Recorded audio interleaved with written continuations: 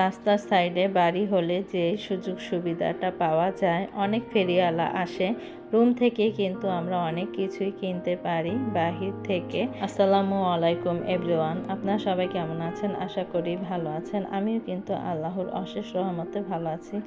নতুন করে আপনাদের মাঝে আরেকটা ভিডিও নিয়ে হাজির হয়ে গেলাম। এই তো দেখেন, শুরুটাই কিন্তু করেছি ব্যালকনি থেকে।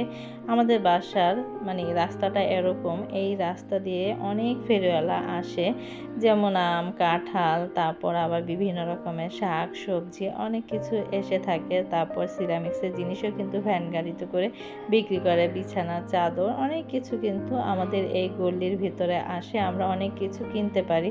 অথবা আমাদের পিছনে যে ফ্ল্যাটগুলো আছে বাড়ি, তারা কিন্তু অনেক কিছু কিনতে পারে না, কারণ তারা কোনো কিছু দেখে না। আমরা যেহেতু রাস্তার সাইডে বাসা, আমাদের ব্যালকনি, এই কারণে কিন্তু আমরা অনেক কিছুই কিনতে পারি। পাতাবাহার গাছটা অনেক বড় হয়ে গেছে, ডালপালাগুলো অনেক বড় বড় হয়ে গেছে, তাই সবগুলোই নিচের দিকে আমি ঝুলিয়ে দিয়েছি। আর দেখেন মাশাআল্লাহ খুব ভালো লাগছে কিন্তু। আর নিচ দিক দিয়ে যে গাছগুলো ঝুলে থাকে বড় বড় হয়ে, সেই গাছগুলো কিন্তু আমার ভীষণ ভালো লাগে। তাই এই গাছটা আমার অনেক বড় হয়েছে, পাতাগুলো ডালগুলো, তাই আমি সবগুলো নিচের দিকে আমি ঝুলিয়ে রেখেছি। আর পাতাগুলো এত সুন্দর, আমার খুবই ভালো লাগে। মনে হচ্ছে যে আমি চমকি দিয়ে রেখেছি এরকম, কিন্তু তা না। গাছটার পাতার কালারটা এরকম, মাশাআল্লাহ আমার কাছে খুবই ভালো লাগে। কিছু কিছু গাছের পাতা আছে খুব সুন্দর লাগে, তাই এই গাছের পাতাটাও খুব ভালো লেগেছে। তাই এখন এসে পড়েছি ব্যালকনি থেকে রান্না করার জন্য, কারণ রান্না করে তো খেতে হবে। ব্যালকনিতে থাকলে সারাক্ষণ তো আর গাছ দেখলে হবে না, তাই মনে করেন কিছুক্ষণ গাছের সামনে ছিলাম। আর সকালবেলা বারান্দার সামনে গাছপালা থাকলে দেখবেন কি অটোমেটিক ওই জায়গাটা একটু যাই, ভালো লাগে। আমরা যেহেতু গাছকে ভালোবাসি, এই কারণে কিন্তু আমি যখনই সকালবেলা উঠি না কেন, ব্যালকনির সামনে যেয়ে গাছে একটু পানি দিই, দেখি পানি আছে কিনা। তারপর মাটিগুলো কিন্তু আমি মনে করেন একটা কাঠি দিয়ে একটু উপরের দিকে উঠিয়ে দেই, এই কারণে গাছগুলো ভালো থাকে। কথা বলতে বলতে মশলাটা কষিয়ে নিয়েছি, এখন মুরগিটা ছেড়ে দিচ্ছি। আর এটা এখন কষিয়ে নেব। এটা হয়েছে সোনালী মুরগি, আর এই সোনালী মুরগিটা খেতে কিন্তু ভালো লাগে, দেশি মুরগির মতো একটা স্বাদ আসে। তাই দেখেন এখন আমি সুন্দর করে মুরগিটা কষিয়ে নিচ্ছি। আর ছেলের তো পরীক্ষা, কি বলবো, তাই ছেলে পড়ায় ব্যস্ত। আর আমিও তাড়াহুড়া করে রান্না করছিলাম, কারণ ছেলেকে দুপুরে খাইয়ে তারপর মনে করেন যে স্কুলে নিয়ে যাব। আর অতএব পরীক্ষা যেত, ছেলেরা মেয়েরা কিন্তু পরীক্ষা হলে তেমন একটা খেতে চায় না, তাই ওর জন্য বিশেষ করে মুরগি রান্না, না হলে কিন্তু ভর্তা বা অন্য কিছু রান্না করতাম। আর আমি এখানে কিন্তু পেঁপে দিয়েই মুরগির মাংসটা রান্না করছি। পেঁপে অথবা লাউ দিয়েও মুরগির মাংস রান্না করলে কিন্তু ভীষণ ভালো লাগে। তা আমরা সবাই পছন্দ করি পেঁপে অথবা লাউ দিয়ে। আর আদনান তেমন একটা পছন্দ করে না, তা ও শুধু ঝোল আর মুরগি মাংস দিয়ে খাবে, আর আমরা পেঁপে মুরগি মাংস নিয়ে খাবো। তাই মনে করেন যে পেঁপে দিয়ে রান্না করছিল। আম্মা আবার বলছিল যে পেঁপে আছে, পেঁপে দিয়ে দাও, তাই পেঁপেটাও দিয়ে দিয়েছি। আর খুবই ভালো লাগে। আপু ভাইয়ারা যারা এই পর্যন্ত আমার ভিডিওটা দেখছেন, অতএব সবাই লাইক দিয়ে ভিডিওটা দেখবেন। আর যদি আমার ভিডিওর কোনো অংশ ভালো লেগে যায়, তাহলে অবশ্যই আমার চ্যানেলটা সাবস্ক্রাইব করে আমার পাশে থাকবেন। আমার যেহেতু রাস্তার সাইডে বাড়ি, তাই মনে করেন একটু সাউন্ড আসতে পারে, আপনারা সবাই ইগনোর করবেন। আর এখানে দেখেন আম্মা কিন্তু কাঁঠালের বিচিটাও সুন্দর করে ভেজে নিয়েছে। আজকে কাঁঠালের বিচি ভর্তা করা হবে, তাই এটা সিদ্ধ করে তারপর মনে করেন যে একটু হালকা টেলে নিয়েছে, পেঁয়াজ মরিচ আর কাঁঠালের বিচিটা টেলে নিয়েছে, এখন ভর্তা করা হবে। আর এইভাবে ভর্তা করলে কিন্তু ভীষণ ভালো লাগে, আপনারাও ভর্তাটা বানিয়ে খেতে পারেন, অতএব আমি শেয়ার করব। আর এখানে দেখেন আদনান পড়ছিল, আমি তাই রান্নাও বসিয়ে দিয়েছি। এখন এই তো আম্মা ভর্তা বানিয়ে নিচ্ছিল। আজকে কিন্তু কাঁঠাল বিচিটা সিদ্ধ করে তারপর হালকা একটু ভেজে, মরিচটাও ভেজে তারপর ভর্তা করছি। এই ভর্তাটা এত মজা হয়। আমি কিন্তু কাঁঠাল বিচি ভেজেও ভর্তা বানাই, সেই ভর্তাটাও কিন্তু অনেক মজা হয়। দুইটা দুই রকম স্বাদ। আর খুব সুন্দরভাবে কিন্তু ভর্তাটা করে নিচ্ছিলাম। এই ভর্তার দিয়ে মনে করেন আপনি অনায়াসে 1 প্লেট ভাত খেতে পারবেন। একটু ঝালটা একটু পরিমাণে বেশি দিতে হয়, কারণ কাঁঠাল বিচি যেহেতু একটু মিষ্টি মিষ্টি একটা ভাব আসে। আর আমি সবসময় কিন্তু পেঁয়াজ কী করি দেখেন, এভাবে মনে করেন হালকা করে একটু মানে ছেঁচে নেই, কারণ যখন পেঁয়াজটা কামড়ে পড়বে না ভাতের সাথে তখন এত মজা লাগে।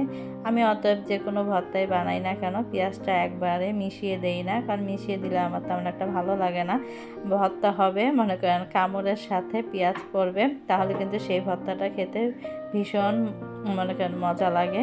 আর এই অলরেডি দেখেন আমার আম্মা কিন্তু সুন্দর করে ভর্তাটা বানিয়ে নিয়েছে, আর খেতেও কিন্তু অনেক মজা হয়েছে। আর এখানে কিন্তু মুরগির মাংস আমার রান্না প্রায় হয়ে গেছে। এখন একটু শাক বাটা দিয়ে দেব। আমরা কিন্তু মাংস তরকারিতে একটু শাক বাটা দিই। এই তো দেখেন, অনেকে বলতে পারেন যে শাক বাটা কাকে বলে, অনেকে চিনেন অনেকে চিনেন না। চাল, জিরা, তেজপাতা, তারপর শুকনা মরিচ এগুলো একসাথে টেলে তারপর পাটায় বেটে নিই, তাহলে হয়ে যায় শাক বাটা। তখন মনে করেন যে এটা মানে একটু বেশি করে বাটি, তারপর যখন মাংস তরকারি বা বড় মাছের তরকারি যখন রান্না করি তখন অল্প অল্প করে দিয়ে দিই। অতএব সুন্দর হয়, কালারটাও সুন্দর হয়, তারপর আবার খেতেও অনেক মজা হয়। যারা তো খেয়েছেন শাক বাটা দিয়ে তারা তো জানেনই, বলে আর কোনো লাভ নেই। আর যারা খাননি তারা একবার খেয়ে দেখবেন, মানে তরকারির স্বাদ মানে ঘ্রাণ অন্যরকম হয়ে যায়। তা আমি বিশেষ করে যখনই রান্না করি না কেন, আমার আম্মাও যখন রান্না করে শাক বাটা মানে দেওয়ার চেষ্টা করি। যখন মাংস তরকারি আর বড় মাছের তরকারি হলে আমি কিন্তু এগুলো দিয়ে থাকি। আর এখানে দেখেন সব কিছু নিয়ে বসে পড়েছি খাওয়ার জন্য। এখন সবাই কিন্তু খেতে বসেছি। অতএব আদনানকে আমি স্কুলে দিয়ে এসে পড়েছি, এখন আদনান নেই, আমি আর আম্মাই খেতে বসেছি। ভর্তা দিয়েই খাচ্ছিলাম। আর দেখেন কাঁঠাল বিচির ভর্তা, মানে কি বলবো, একটু ঝাল হয়েছে, খেতেও কিন্তু অনেক মজা লেগেছে। আর বিশেষ করে লেবুটা দিয়েছি, মনে হয় স্বাদ আরও দ্বিগুণ বেড়ে গিয়েছে। ভর্তা একটু লেবু দিলেও কিন্তু ভালো লাগে।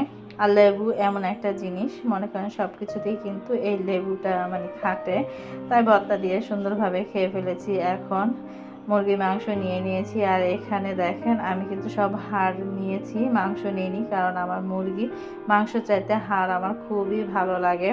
যেমন হাত পা, তারপর মনে করেন গিলা কলিজা, এগুলো কিন্তু আমার ভালো লাগে। তাই আমি সবসময় কি করি, মানে যখনই মুরগি রান্না করে আমি এই জিনিসগুলো নেই। আর মাংসটা হয়েছে পরের সাবজেক্ট, যদি খেতে মন চায় নিই, আর যদি খেতে না মন চায় তাহলে কিন্তু নেই না।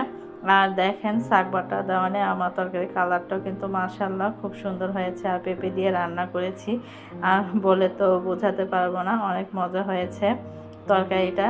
আদনানও খেয়ে গিয়েছে। ছেলে যেহেতু পরীক্ষা চলছে ও তেমন একটা খেতে চায় না, কারণ স্বাভাবিক পরীক্ষার আগ দিয়ে খাওয়া তেমন ঢোকে না। আমরাও যখন পরীক্ষা দিয়েছি আমাদেরও একই মানে হয়েছে, পরীক্ষার আগ দিয়ে কোনো কিছুই মনে হতো কি খেতে পারতাম না। আর পরীক্ষা দিয়ে আসার পরে অনেক ক্ষুধা লাগতো, তখন মনে হয় পেট ভরে খেতাম। তাই ছেলের আমার এই একই অবস্থা। তো ওকে কোনো রকম 2 নেলা খাইয়ে দিয়েছি। তা দিয়ে তারপর মনে করেন যে আসছি, মানে 1টা বাজে পরীক্ষা শুরু হয়েছে, তাই বাসায় আসতে আসতে আমার 1:30টা বেজে গেছে। নামাজ কালাম শেষ করে তারপর খাওয়া দাওয়া শেষ করে নিয়েছি।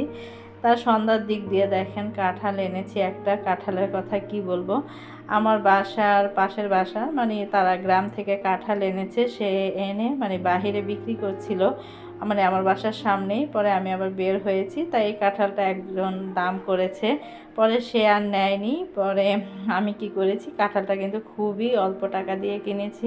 আর রোয়াগুলো দেখেন মাশাআল্লাহ, আর চাপিলাগুলো কি বলবো, আমার কিন্তু কাঁঠালের চাইতে চাপিলাগুলো অনেক ভালো লাগে, কারণ দেখতেই পাচ্ছেন যে চাপিলাগুলো কত মোটা মোটা। আর কাঁঠালও কিন্তু মাশাআল্লাহ।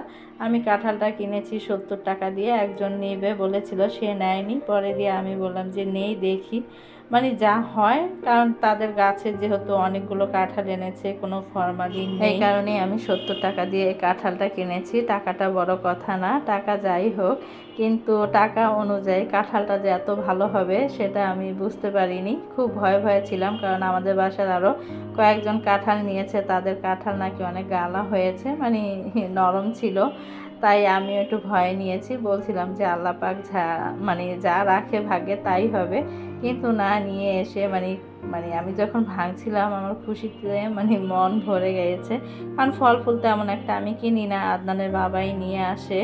তাই মনে করেন বাসার সামনেতে একটা কিনলাম। তা আল্লাহর রহমতে মানে এই কয়দিনে যে কটা কাঁঠালই খেয়েছি না কেন সবগুলো কাঁঠালই কিন্তু মাশাআল্লাহ খুবই ভালো হয়েছে। প্রত্যেকটা কাঁঠালই চাওলা ছিল, তারপর আবার মিষ্টি ছিল আলহামদুলিল্লাহ। আর আমার এই কাঁঠালের বিশেষ করে এত খুশি লাগছে, চাওলাগুলো এত মোটা মোটা, কাঁঠাল দেখে মন শান্তি। ভিডিওটা আর বড় করব না, সবাই ভালো থাকবেন, সুস্থ থাকবেন, আমাদের জন্য দোয়া করবেন, আমরাও আপনাদের জন্য দোয়া করি।